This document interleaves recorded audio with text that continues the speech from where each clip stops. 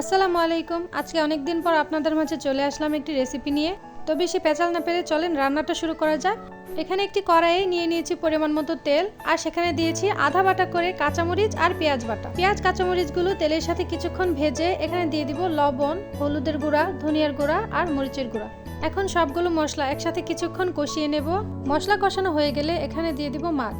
এখানে আমি রুই মাছ নিয়েছি, আপনারা চাইলে অন্য মাছও নিতে পারেন। মাছের সাথে মশলাগুলোকে ভালোভাবে মিশিয়ে এখানে দিয়ে দিব পরিমাণ মতো পানি মাছগুলো কষানোর জন্য। এই তরকারিতে আমি মাছগুলো কষিয়ে রান্না করব, আপনারা চাইলে ভেজেও রান্না করতে পারবেন।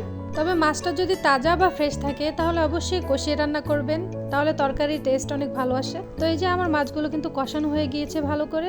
এখন একে একে মাছগুলোকে তুলে রাখবো অন্য একটি বাটিতে। মাছগুলো তোলা হয়ে গেলে এখন একই মশলায় এখানে দিয়ে দিব সেদ্ধ আলু। মশলার সাথে আলুগুলোকে কিছুক্ষণ কষিয়ে এখানে একে একে দিয়ে দিব বাকি সবজিগুলো।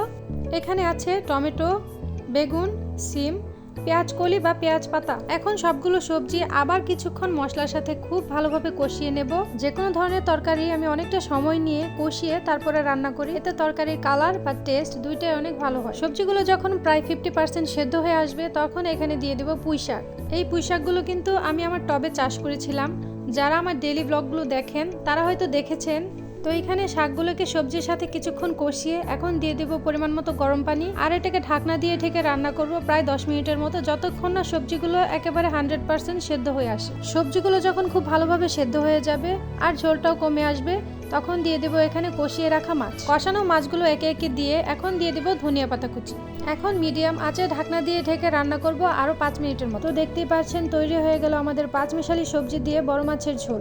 রেসিপিটা যদি আপনাদের ভালো লেগে থাকে আর আপনি যদি এমন আরো রেসিপি দেখতে চান তাহলে অবশ্যই আমার পেজটা ফলো দিবেন। আর আপনি যদি ইউটিউব থেকে দেখে থাকেন তাহলে অবশ্যই আমার চ্যানেলটা সাবস্ক্রাইব করবেন। আর ভিডিওর কোনো অংশ যদি আপনাদের কাছে একটু হলেও ভালো লেগে থাকে তাহলে অবশ্যই একটা লাইক দিবেন আর কমেন্ট করে আপনাদের মতামত জানাবেন। আজকে তবে এইটুকুই, পরবর্তীতে চলে আসবে আরো একটি নতুন ভিডিও নিয়ে। সেই পর্যন্ত সবাই সুস্থ থাকবেন। আল্লাহ হাফেজ।